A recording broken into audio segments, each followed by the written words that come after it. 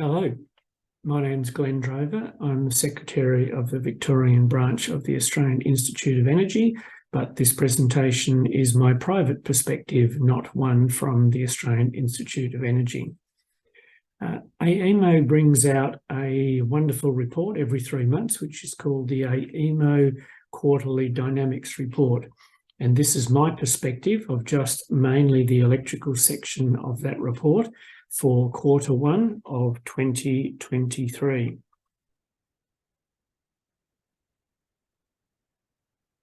This was a series of 24 tweets that I did as a thread on Twitter, and I thought I would do an accompanying verbal presentation of it as well. Number one, the instantaneous penetration of renewable energy peaked at 65.8% in the quarter. It's actually smaller than it had been in a previous quarter.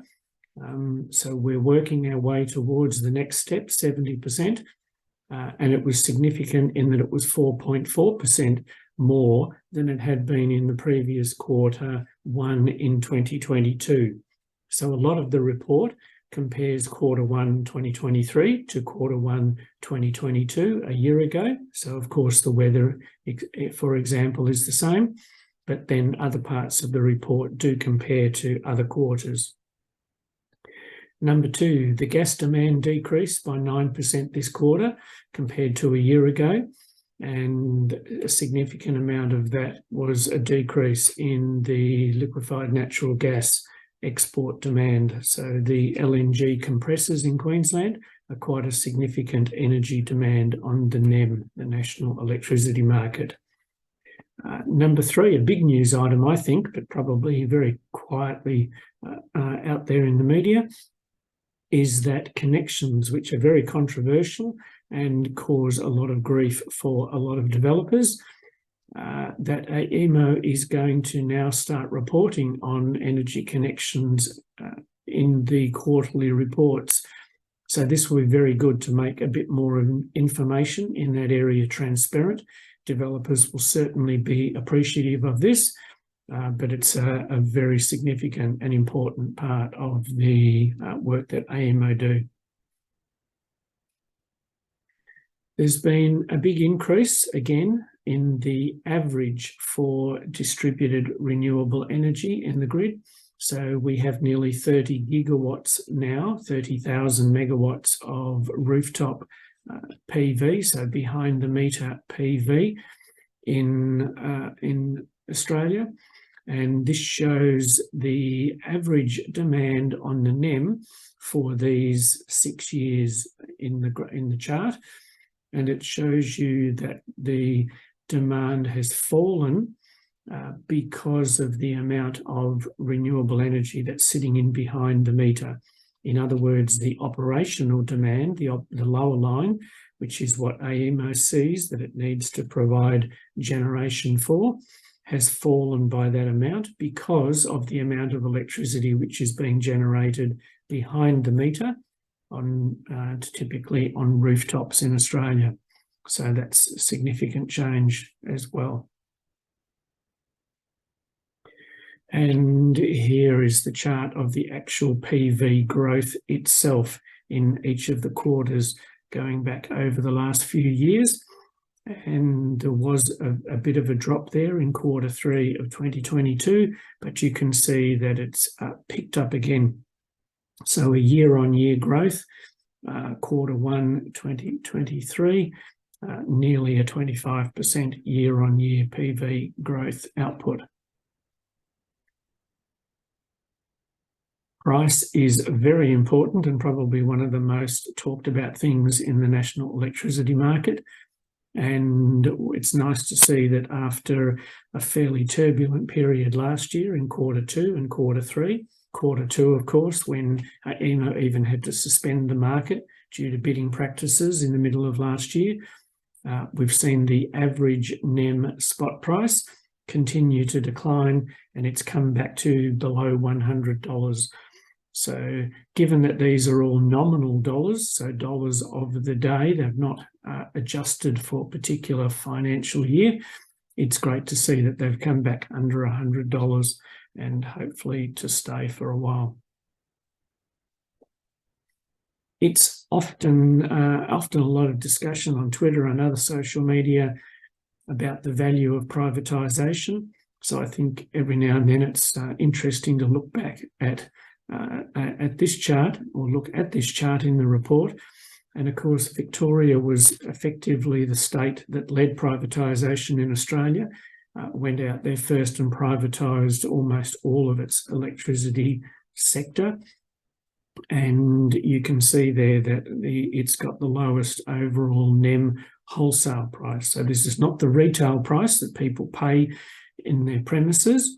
It's the wholesale price that the retailers pay to buy electricity to then on-sell to customers. So it's interesting to see, as I said, that Victoria has the lowest. It does have a benefit, of course, in that it's a compact state, so New South Wales and Queensland, not as compact, and so that does have some impacts, but not so much on the wholesale. So Victoria doing very well there. And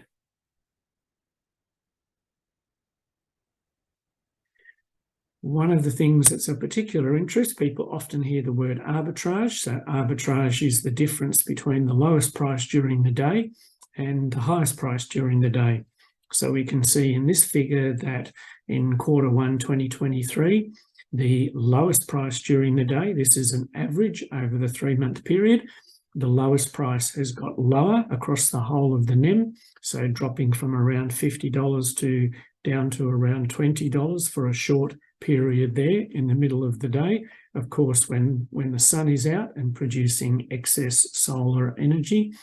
And then the peak demand price, which is the demand in the evening, around about that 6-7 o'clock period, you can see that goes back up to $140, $150. Again, this is an average, so it varies from day to day, but it shows you that there's an average arbitrage there for a short period of time, from $20 to up to about $150. So particularly important for people that are owning and operating batteries and looking to be able to charge them up at that low cost in the middle of the day, and then be able to sell their electricity back into the grid at the higher price in the evening.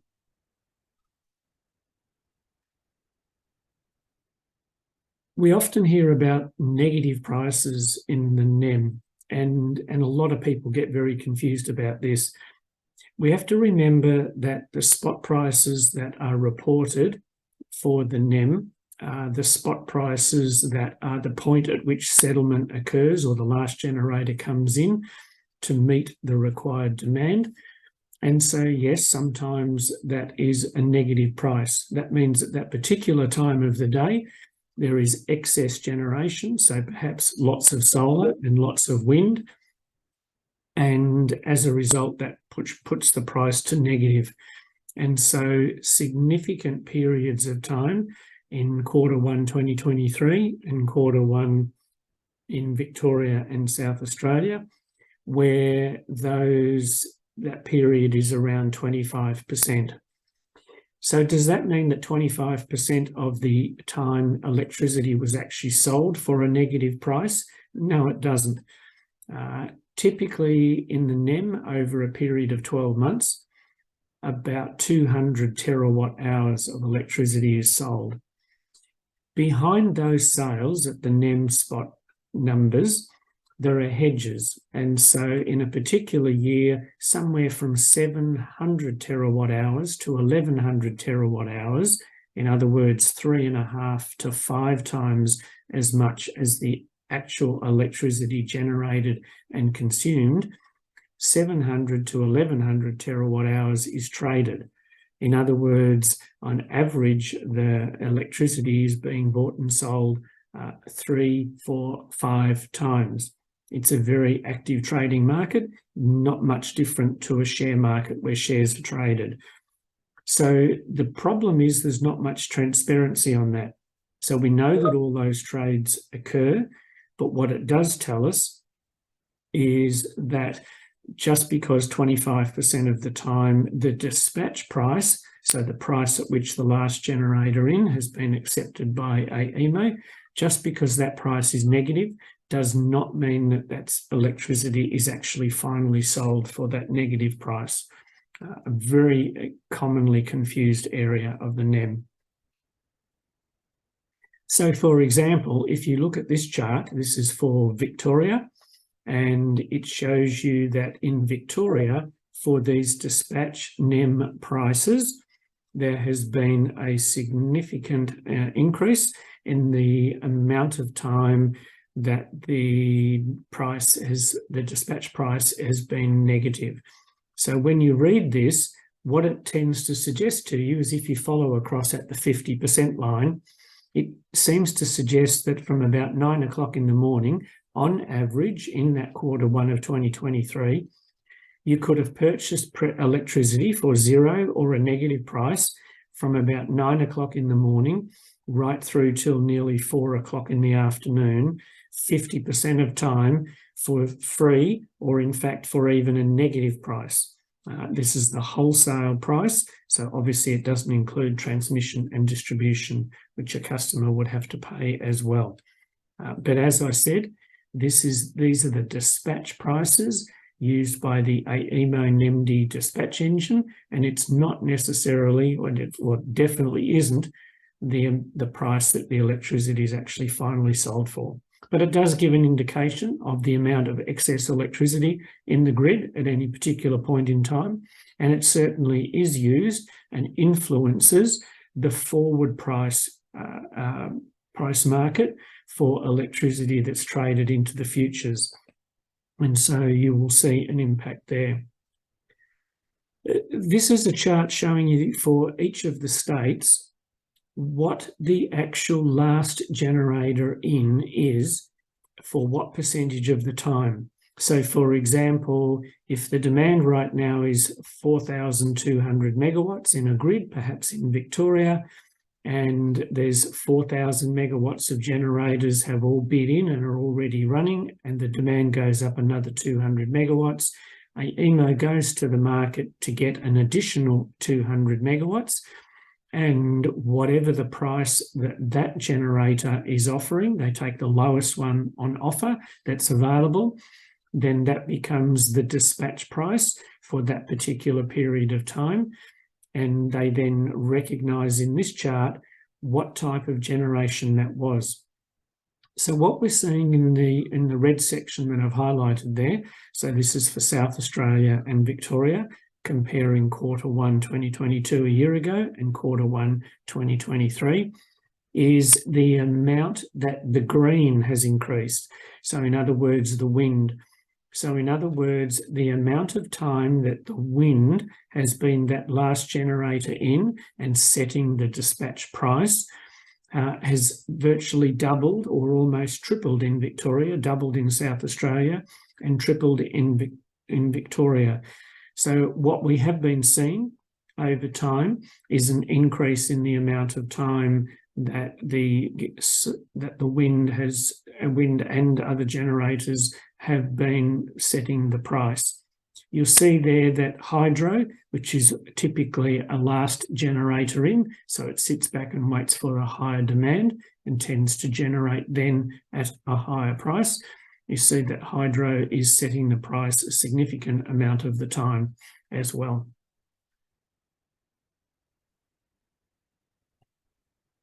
When the generators are bid in to the NEM, into these spot prices, this chart shows us what the average prices were. So when a particular type of generation was the marginal generator, the last generator in, and actually set the price in the NEM spot, this shows you what the bid was at the time. And so it's quite interesting. If you look far to the right, you'll see that solar and wind occasionally is the last generator in and actually bids in at a negative price.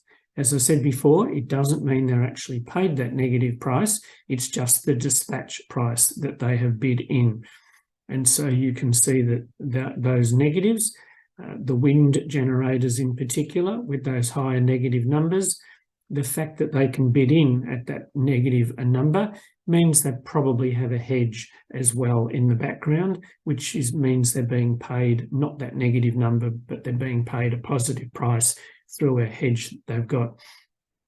Interestingly, the brown coal generators there, they are occasionally the generator that sets the price in the dispatch, and these are probably occurring in the middle of the night when the demand is really low, or in the really high solar periods in the middle of the day, or if it's actually sunny and windy all at the same time.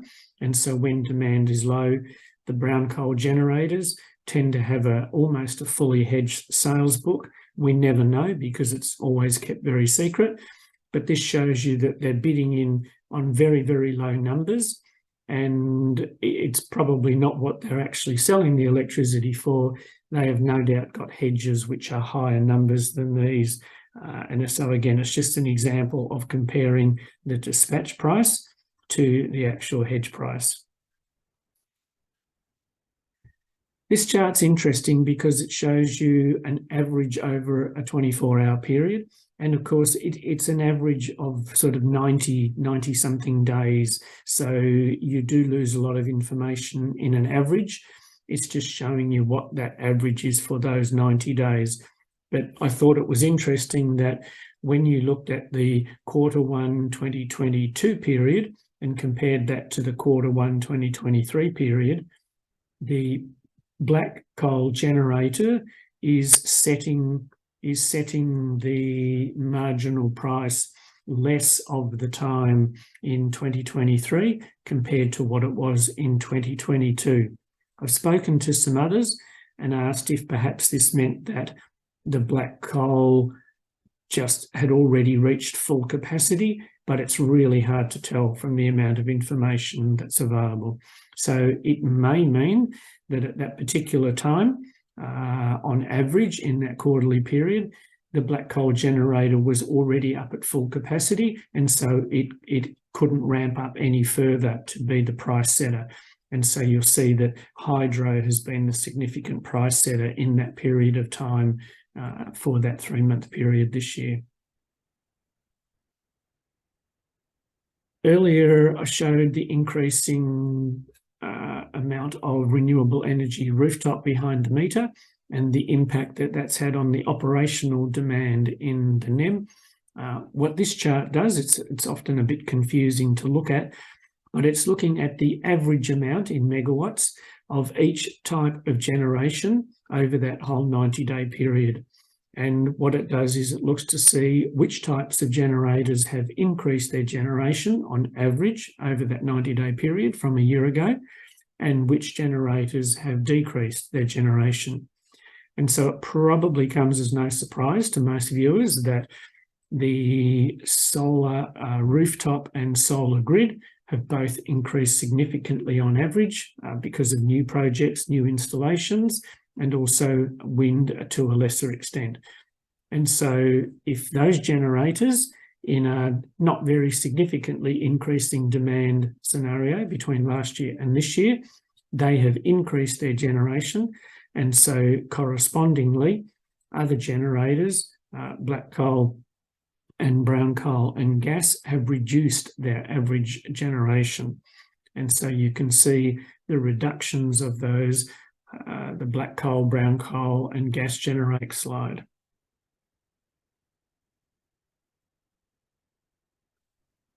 One of the things that I noticed is, as it says here, despite overall increases in the generation from wind and solar, there has been an additional amount of economic offloading and curtailment of grid scale. So grid scale, we mean the grid connected, not the rooftop solar. So this is grid connected wind and grid connected solar. And even though the amount of generation, the physical volume has gone up in that 12-month period, the amount of time that they've been curtailed has also gone up. So curtailed due to excess generation on the grid. So AEMO sends them a dispatch signal that says they have to lower their generation. or it could be that the transmission network has reached capacity on a particular section, and similarly, they are sent a dispatch signal to lower their output. So most of the wind and the solar generators are what we call semi-dispatched.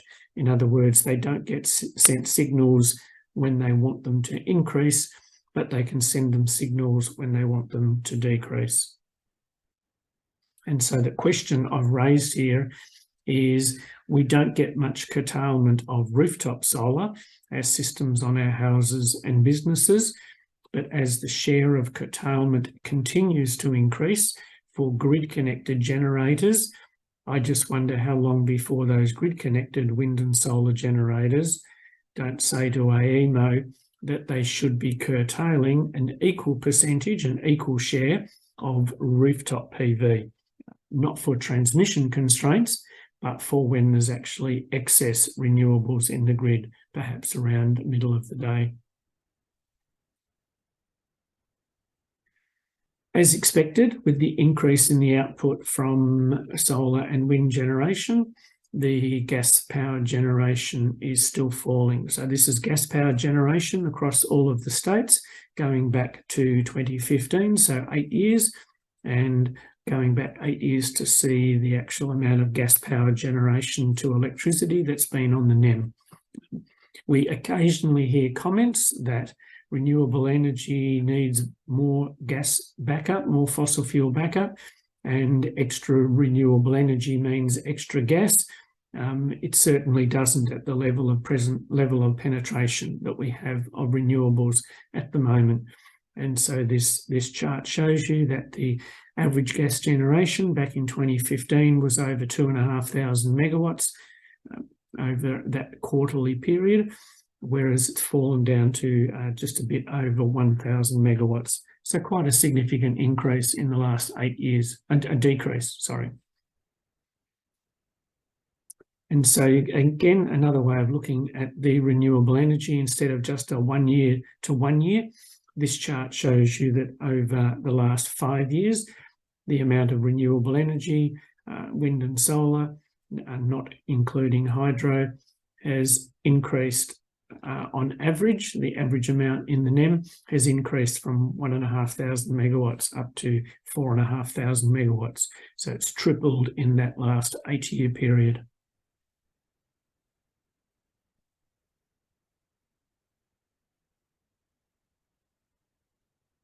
The other thing which AEMO tracks regularly is the instantaneous penetration percentage for renewable energy.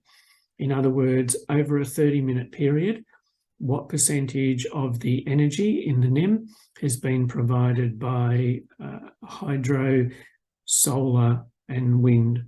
And it's expected that the first time we will reach 100% instantaneous renewables for 30 minutes will probably be in the next couple of years, around about 2025.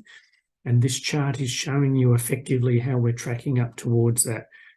So only in the last 3 years, you'll see that that instantaneous 30-minute period has gone from around a 45% amount of renewable energy up to 68.7, which has been the peak in a quarter so far, which was in Q4 2022.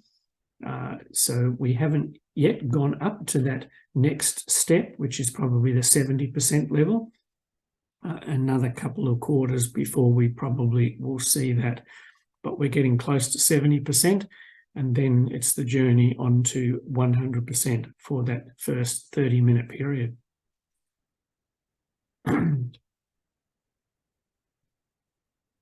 I mentioned before that whilst there are extended periods of zero or negative prices in the NEMD dispatch price on the spot market, it's likely that that's not actually available for people to purchase, because most of those generators for most of that time do actually have another contract, another hedge where they are being paid. And I think this supports that position. This is showing you the battery revenues. AEMO does a good job of tracking the battery revenues, and you'll see here the actual revenue versus cost for all of the batteries added together.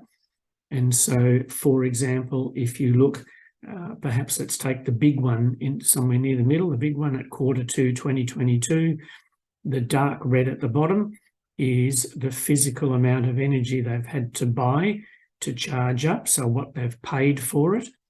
And then when they, so that's a cost, and then when they sell that electricity, the purple above is the income they've sold it for.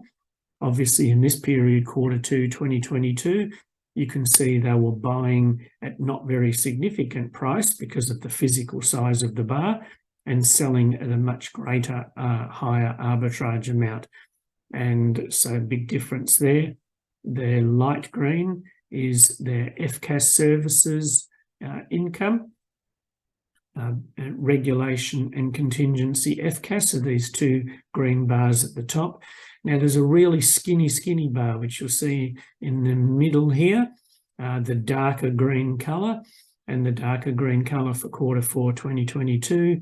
And you'll see where the red arrow points to, which is that darker green colour for this first quarter of 2023. And this is when they've purchased electricity, but it's on the revenue side, the upper side of the chart, because they purchased that electricity at a negative price. Now, batteries are in the business of buying the lowest cost possible electricity they can. And so if there was lots of negative priced electricity physically available for them to be buying, you would imagine that the battery companies would be the one doing it. But as you'll see on this chart, for those last 4 quarters in particular, that physical amount of electricity they've been able to buy for a negative price is actually a very small return to them financially. So I think this supports the argument that that electricity is not actually there to be purchased for a negative price. Pumped hydro generators are also in the same sort of position. And again, I've looked at when were they able to pump water back up the hill for a negative price from the spot price. And this again shows that that was a tiny amount of their incomes and expenses, a tiny percentage. So I think supports that position again.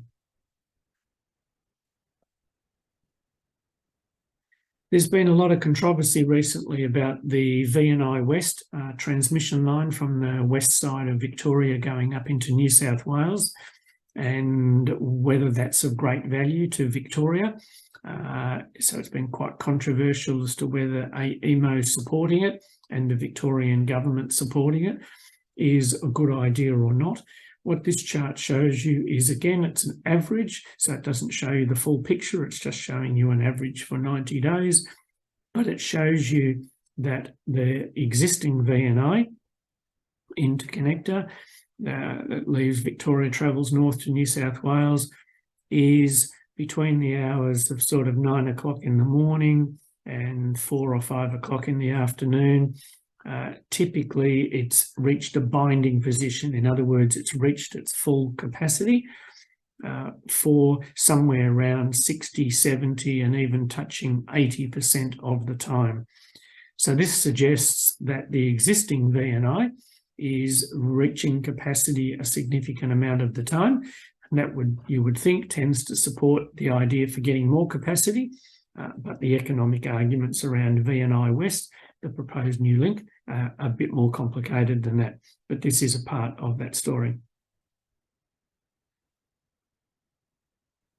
AEMO tracks FCAS costs, and we did have a period back in 2021 with a number of disturbances on the system where FCAS costs were quite significant, and also periods where there's just been a shortage of generation in a particular state that hasn't been able to be supported by other states.